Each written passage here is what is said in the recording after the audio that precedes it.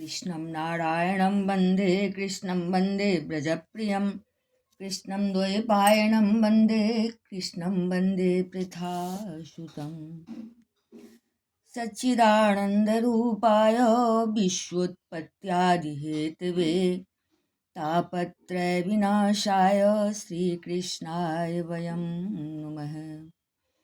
यं प्रव्रजन्तमनुपेतमपेतकृत्यं द्वैपायनो विरहकातरया जुहाव पुत्रेति तन्मयतया तर्वोऽभिनेदोस्तं सर्वभूतहृदयं मुनिमानतोऽस्मि निगमकल्पतरोर्गलितं फलं शुकमुखादिमितद्रवसंयुतं पिबत भागवतं रसमालयं मुहुरहुरसिका भुवि भावुका। ओम नमो भगवते वासुदेवाय। ओम श्री परमात्मने नमः। इस YouTube चैनल पे सभी भक्तगणों का हार्दिक स्वागत है, हार्दिक अभिनंदन है। श्रीमद् भागवत महापुराण के नवम स्कंध में चतुर्थोध्याय, जिसमें कि नाभाग और अम्बरीश की कथा का वर्णन है। श्री शुकवाच नाभागो नभगापत्यं यं ततं प्रारतः कविं यविष्ठं व्ययभजन्दायं ब्रह्मचारिणमागतम। श्री सुखदेव जी कहते हैं, परीक्षित, मनुपुत्र नभग का पुत्र था नाभाग। जब वह दीर्घ काल तक ब्रह्मचर्य का पालन करके लौटा, तब बड़े भाइयों ने अपने से छोटे किंतु विद्वान भाई को हिस्से में केवल पिता को ही दिया। संपत्ति तो उन्होंने पहले ही आपस में बांट ली थी। भ्रात्रो भांगत किं मह्यम भजाम पितरम तव त्वाम मौमार्यास्तता भांग छोड़ महापुत्र तदादृथा। उसने अपने भाइयों से पूछा, भाइयों, आप लोगों ने मुझे हिस्से में क्या दिया? तब उन्होंने उत्तर दिया कि हम तुम्हारे हिस्से में पिताजी को ही तुम्हें देते हैं। इमे अंगिरस सत्र मां सत्य अद्य सुमेधसः खष्टम खष्टमुपेत्याह कबे मुह्यन्ति कर्मणि।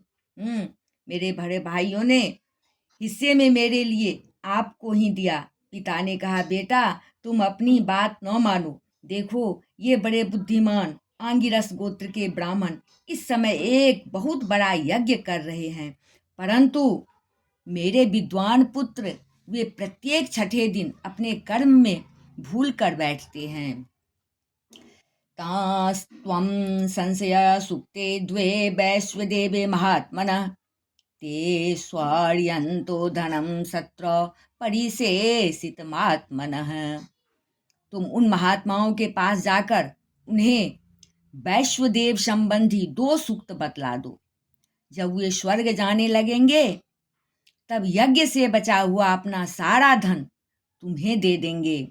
दास्यन्ति ते अथ तान् गच्छ तथा सौकृतवान् यथा तस्मै दत्त्वा ययुः स्वर्गम ते सत्र परिशेषितम। इसलिए अब तुम उन्हीं के पास चले जाओ। उसने अपने पिता के आज्ञा के अनुसार वैसा ही किया।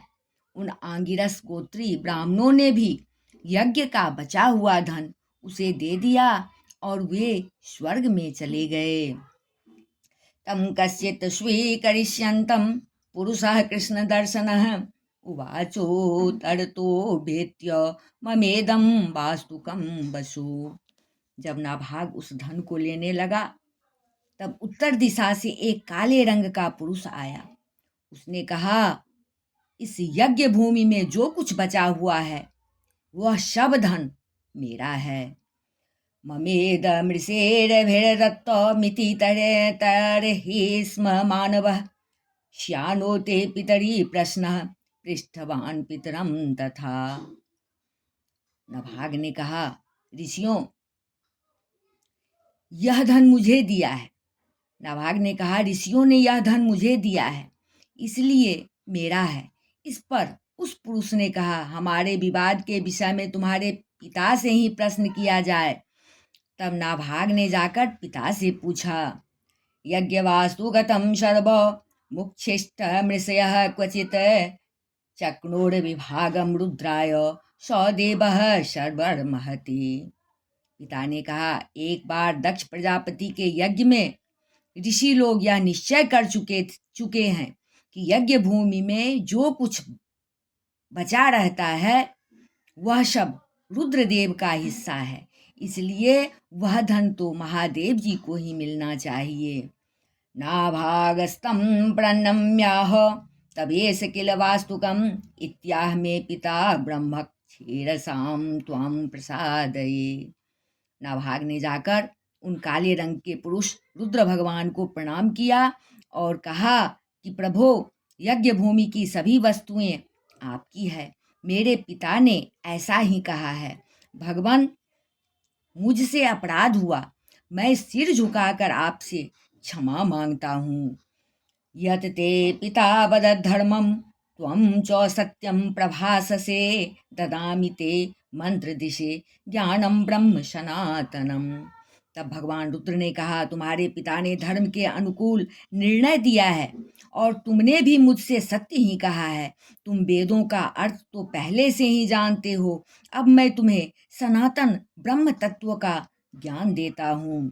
गृहान् द्रविणं दत्तं मत्सत्रे परिशेषितम् इत्युक्त्वान्तर्हितो रुद्रो भगवान सत्यवत्सलः।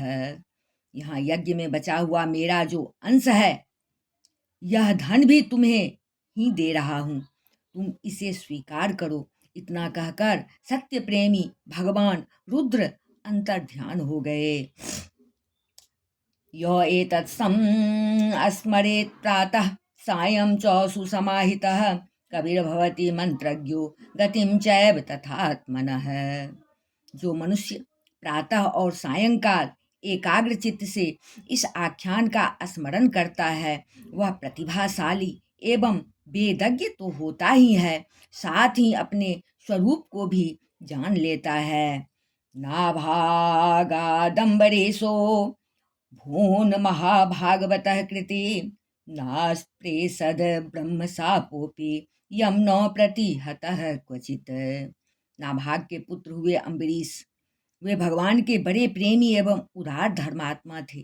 जो ब्रह्म साप कभी कहीं रोका नहीं जा सका, वह भी अम्बरीश का स्पर्श न कर सका। राजोवाच, भगवत् श्रोतुमिच्छामि राजर्षेस्तस्य धीमतः न प्राभूत यत्र निर्मुक्तो ब्रह्मदंडो दुरत्ययः। राजा परीक्षित ने पूछा, भगवान, मैं परम ज्ञानी राजर्षि अम्बरीश का चरित्र सुनना चाहता हूँ। ब्राह्मण ने क्रोधित होकर उन्हें ऐसा दंड दिया जो किसी प्रकार टाला नहीं जा सकता, परंतु वह भी उनका कुछ न बिगाड़ सका। श्री शुकवाच, अम्बरीशो महाभागः सप्तद्वीपवर्ती महिम् अव्ययां च श्रियं लब्ध्वा विभवं चातुलं भुवि। श्री सुखदेव जी कहते हैं, परीक्षित, अम्बरीश बड़े भाग्यवान थे। पृथ्वी के सातों द्वीप, अचल संपत्ति और अतुलनीय ऐश्वर्य उनको प्राप्त था। मेने अति दुर्लभम पुंसाम सर्वं तत् स्वप्न संस्तुतम विद्वान बेभन निर्वाणम तमो विशते यत्पुमान। यद्यपि ये सब साधारण मनुष्यों के लिए अत्यंत दुर्लभ वस्तुएं हैं, फिर भी वे इन्हें स्वप्न तुल्य समझते थे, क्योंकि वे जानते थे कि जिस धन वैभव के लोभ में पड़कर मनुष्य घोर नरक में जाता है, वह केवल 4 दिन की चांदनी है, उसका दीपक तो बुझा बुझाया है। वासुदेवे भगवती तद्भक्तेषु च साधुषु प्राप्तो भावं परम विश्वम ये नेदम लोष्टवत् स्मृतम। भगवान श्री कृष्ण में और उनके प्रेमी साधुओं में उनका परम प्रेम था। उस प्रेम के प्राप्त हो जाने पर तो यह सारा विश्व और इसकी समस्त संपत्तियां मिट्टी के ढेले के समान जान पड़ती है। सौवे मनः कृष्ण पदारविन्दयोर् वचांसि वैकुण्ठ गुणानुवर्णने करो हरेर्मन्दिरमार्जनादिशो श्रुतिं चकाराच्युत सत्कथा कथोदये। उन्होंने अपने मन को श्री कृष्णचंद्र के चरणारविंद युगल में, वाणी को भगवत गुणानुवर्णन में, हाथों को श्री हरि मंदिर के मार्जन सेवन में और अपने कानों को भगवान अच्युत की मंगलमयी कथा के श्रवण में लगा रखा था। मुकुंदलिंगा लय दर्शने दृशो तद्भृत्य गात्र स्पर्शे अंग संगमम घ्राणं च तत्पाद सरोज सौरभे श्रीमत्तुलस्या रसनां तदर्पिते। उन्होंने अपने नेत्र मुकुंद मूर्ति एवं मंदिरों के दर्शनों में, अंग शंग भगवत भक्तों के शरीर स्पर्श में, नासिका उनके चरण कमलों पर चढ़ी श्रीमती तुलसी के दिव्य गंध में और रसना को भगवान के प्रति अर्पित नैवेद्य प्रसाद में संलग्न कर दिया था। पादो हरे क्षेत्र पदानुसमर्पणे शिरो ऋषिकेश पदारभे वंदने कामं च दास्ये न तु काम काम्यया यथोत्मश्लोक जनाश्रया रतिः। अम्बरीश के पैर भगवान के क्षेत्र आदि की पैदल यात्रा करने में ही लगे रहते और वे सिर से भगवान श्री कृष्ण के चरण कमलों की वंदना किया करते। राजा अम्बरीश ने माला चंदन आदि भोग सामग्री को भगवान की सेवा में समर्पित कर दिया था, भोगने की इच्छा से नहीं बल्कि इसलिए कि इससे वह भगवत प्रेम प्राप्त हो जो पवित्र कीर्ति भगवान के निज जनों में ही निवास करता है। एवं सदा कर्म कलापमात्मनः परेधि यज्ञे भगवत्यधोक्षजे सर्वात्मभावं विरधन्महीमिमां तन्निष्ठ विप्राभिहितं ससासः। इस प्रकार उन्होंने अपने सारे कर्म यज्ञ पुरुष इंद्रियातीत भगवान के प्रति उन्हें सर्वात्मा एवं सर्वस्वरूप समझकर समर्पित कर दिए थे और भगवत भक्त ब्राह्मणों की आज्ञा के अनुसार वे इस पृथ्वी का शासन करते थे। ईजे स्वमेधेरधियज्ञमेश्वरं महाविभूत्योपचितांग दक्षिणे ततैर्वसिष्ठा स्थित गौतमादिभिर्धन्वन्यभिस्त्रोतमशो सरस्वतीम्। उन्होंने धन्व नाम के निर्जल देश में सरस्वती नदी के प्रवाह के सामने वशिष्ठ असित गौतम आदि भिन्न भिन्न आचार्यों द्वारा महान ऐश्वर्य के कारण सर्वांग परिपूर्ण तथा बड़ी बड़ी दक्षिणा वाले अनेकों अश्वमेध यज्ञ करके यज्ञाधिपति भगवान की आराधना की थी। यस्य कर्तुषो गिर्वाणे सदस्या ऋत्विजो जना तुल्यरूपाश्चानिमीषा व्यदृश्यन्त सुवाससः। उनके यज्ञों में देवताओं के साथ जब सदस्य और ऋत्विज बैठ जाते थे तब उनकी पलकें नहीं पड़ती थी और वे अपने सुंदर वस्त्र और वैसे ही रूप के कारण देवताओं के समान दिखाई पड़ते थे। स्वर्गो न प्रार्थितो यस्य मनुजैरमरप्रियः शृण्वद्भिरूपगायद्भिरुत्तमश्लोकचेष्टितम्। उनकी प्रजा महात्माओं के द्वारा गाए हुए भगवान के उत्तम चरित्रों का किसी समय बड़े प्रेम से श्रवण करती और किसी समय उनका गान करती। इस प्रकार उनके राज्य के मनुष्य देवताओं के अत्यंत प्यारे स्वर्ग की भी इच्छा नहीं करते। समधर्यन्ते तान् कामा स्वराज्य परिभाविता दुर्लभानापि सिद्धानां मुकुंदम हृदय पश्यतः। वे अपने हृदय में अनंत प्रेम का दान करने वाले श्री हरि का नित्य निरंतर दर्शन करते रहते थे, इसलिए उन लोगों को वह भोग सामग्री भी हर्षित नहीं कर पाती थी जो बड़े बड़े सिद्धों को भी दुर्लभ है, वे वस्तुएं उनके आत्मानंद के सामने अत्यंत तुच्छ और तिरस्कृत थी। सौत्यं भक्ति योगेन तपोयुक्तेन पार्थिवः स्वधर्मेण हरिं प्रेणन् संगान् सर्वाक्षणेर्जहो। राजा अम्बरीश इस प्रकार तपस्या से युक्त भक्ति योग और प्रजा पालन रूप स्वधर्म के द्वारा भगवान को प्रसन्न करने लगे और धीरे धीरे उन्होंने सब प्रकार की आसक्तियों का परित्याग कर दिया।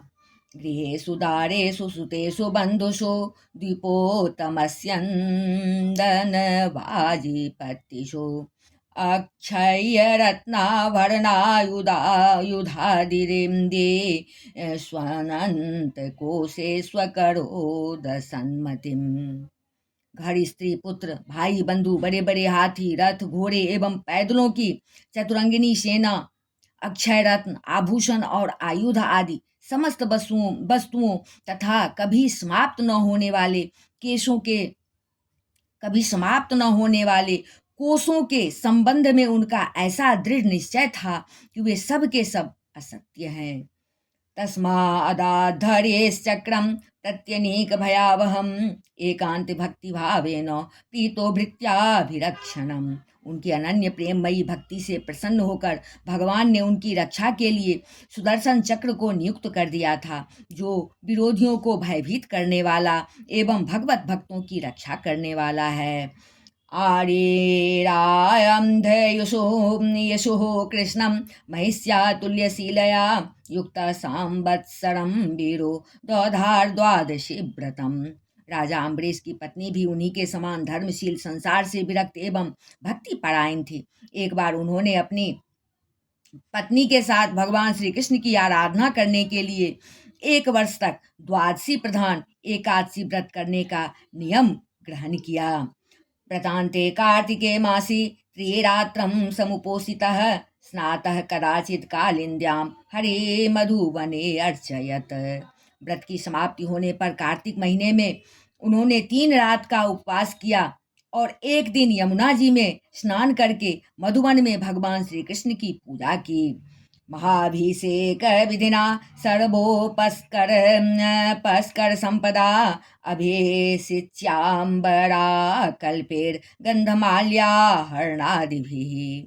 उन्होंने महाभिषेक की विधि से सब प्रकार की सामग्री और संपत्ति द्वारा भगवान का अभिषेक किया और हृदय से तन्मय होकर वस्त्र, आभूषण, चंदन, माला एवं अर्घ आदि के द्वारा उनकी पूजा की। तदगन्तान्तर्भावेन पूजयामास केशवं ब्राह्मणाश्च महाभागान् सिद्धार्थानपि भक्तितः। यद्यपि महाभाग्यवान ब्राह्मणों को इस पूजा की कोई आवश्यकता नहीं थी, स्वयं ही उनकी सारी कामनाएं पूर्ण हो चुकी थी, वे सिद्ध थे, तथापि अम्बरीश ने भक्ति भाव से उनका पूजन किया। तत्पश्चात पहले ब्राह्मणों को स्वादिष्ट और अत्यंत गुणकारी भोजन कराकर उन लोगों के घर 60 करोड़ गवामृक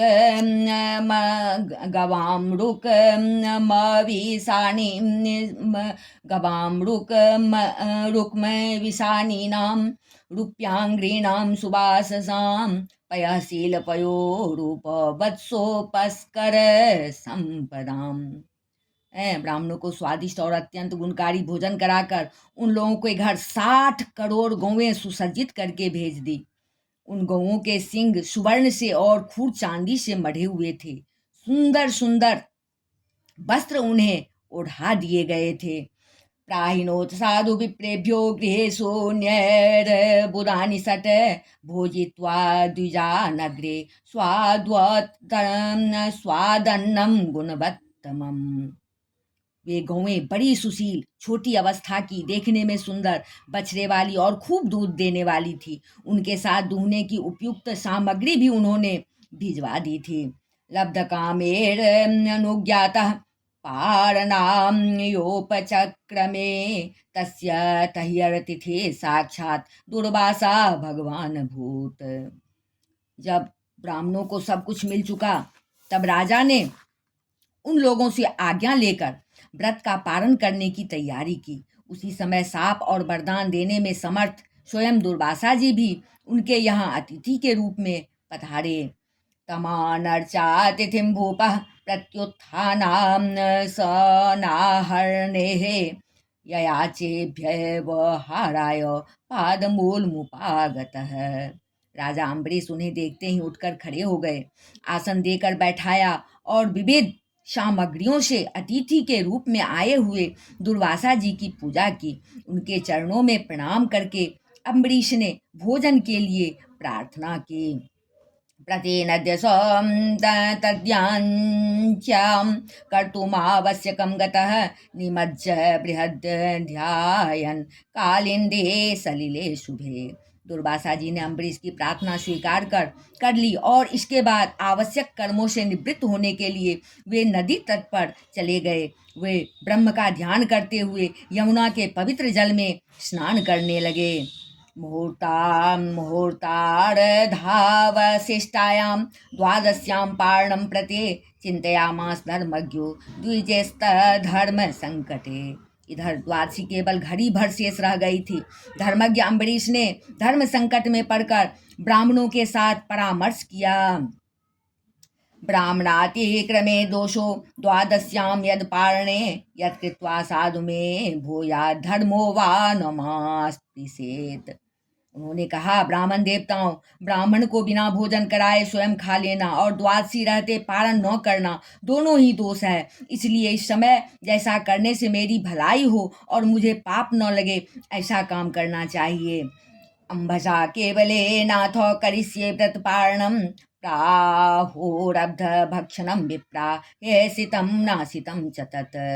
तब ब्राह्मणों के साथ विचार करके उन्होंने कहा, ब्राह्मणों, श्रुतियों में ऐसा कहा गया है कि जल पी लेना भोजन करना भी है, नहीं भी करना है, इसलिए इस समय केवल जल से पारण किए लेता हूँ। इत्यप्रास्य राजर्षिश्चिन्तयन् मनसाच्युतं प्रत्यचष्ट कुरुक्षेत्र द्विजागमनमेव सह। ऐसा निश्चय करके मन ही मन भगवान का चिंतन करते हुए राजर्षि अम्बरीश ने जल पी लिया और परीक्षित वे केवल दुर्वासा जी के आने की बाट देखने लगे।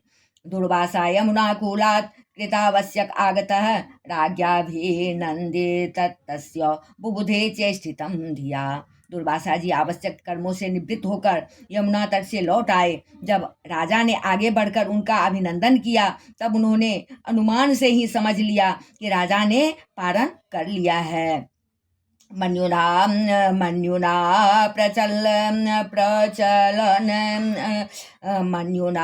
प्रचलदागात्रो भ्रुकुटिकुटिलाननः बुभुक्षे तस्य सुतरां कृतांजलिमभासत।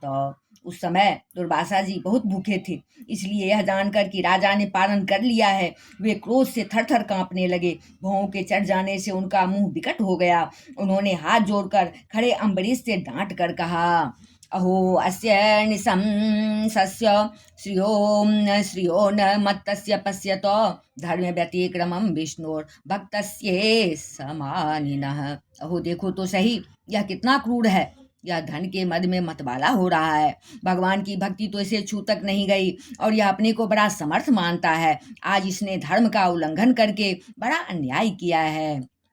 यो मामतिथे माया तो मातिथ्ये निमंत्र्य च दत्वा भुक्तवान् तस्य सद्यस्ते दर्शये फलम।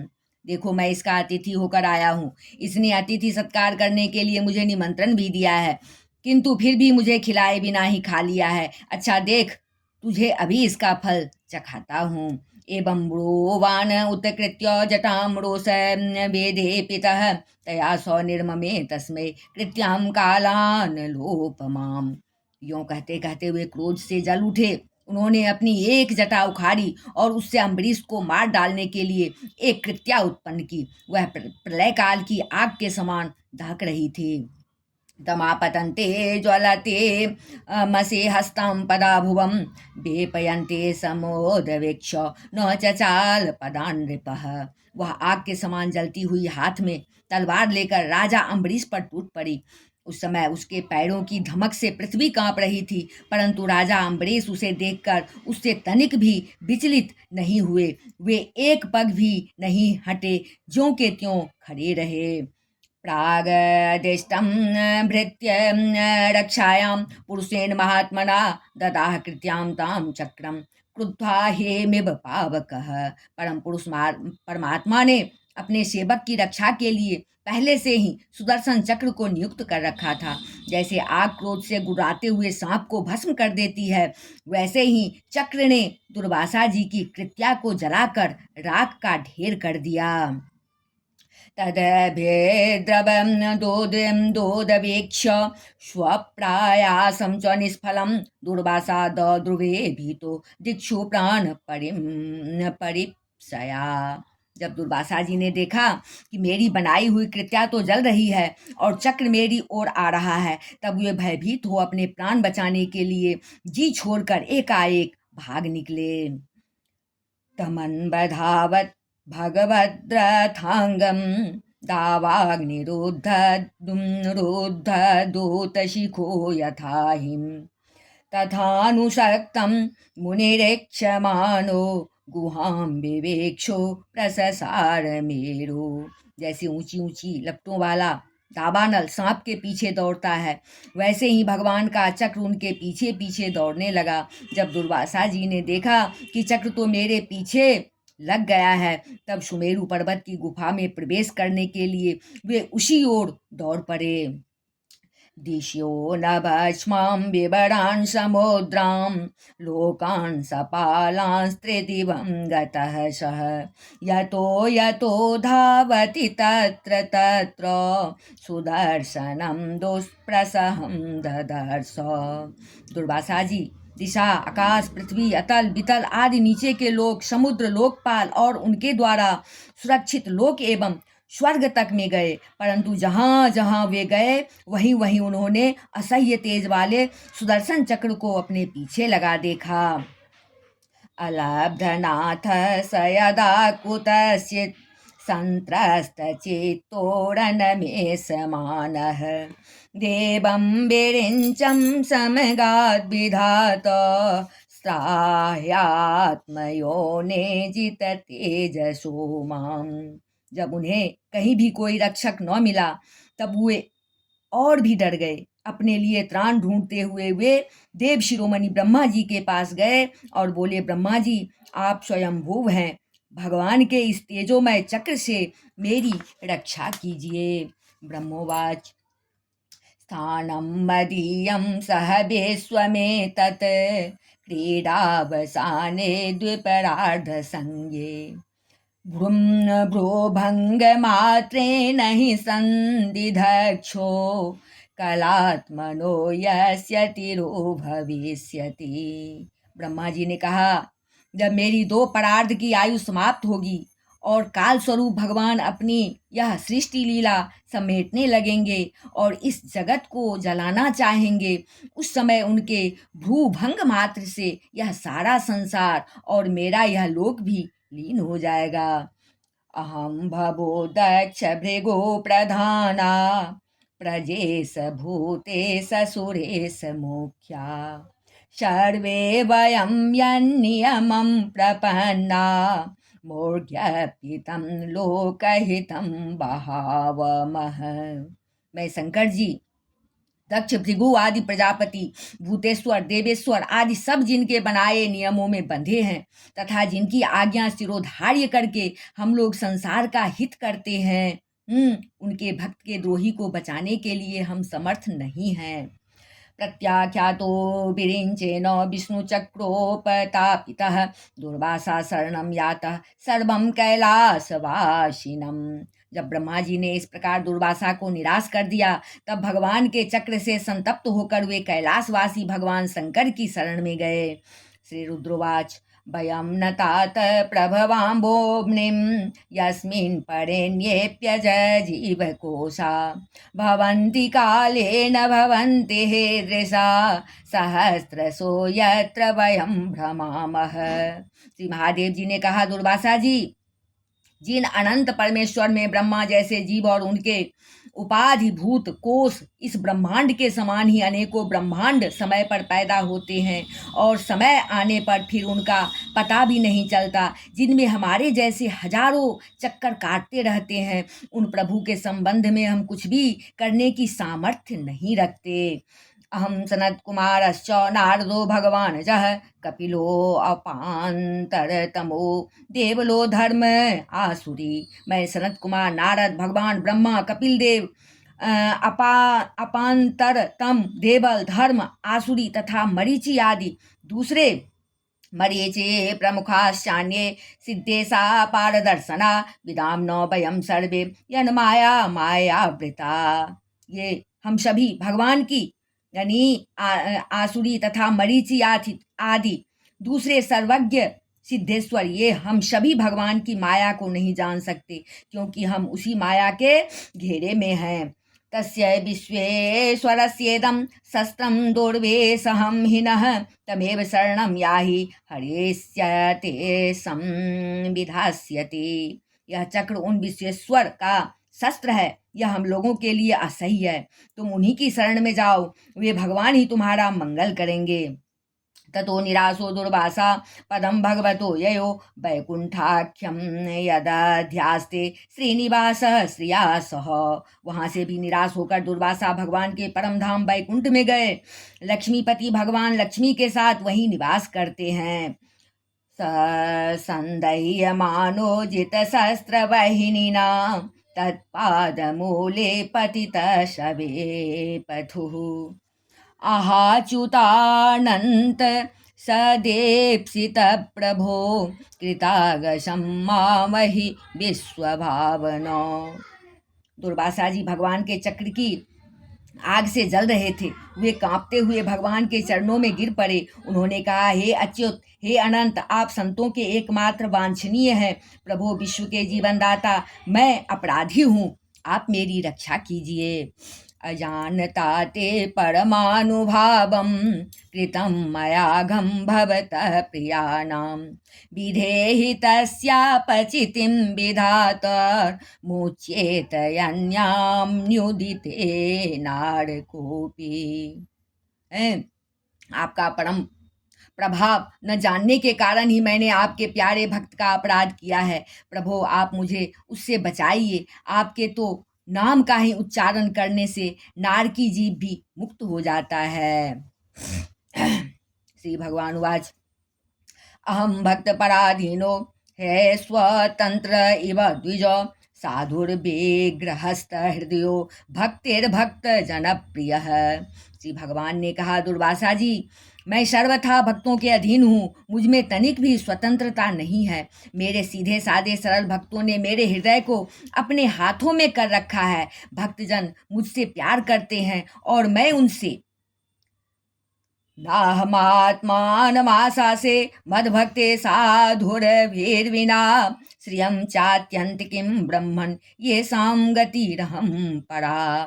ब्रह्मन, अपने भक्तों का एकमात्र आश्रय मैं ही हूँ, इसलिए अपने साधु स्वभाव भक्तों को छोड़कर मैं न तो अपने आप को चाहता हूँ और न अपनी अर्धांगिनी विनाश रहित लक्ष्मी को।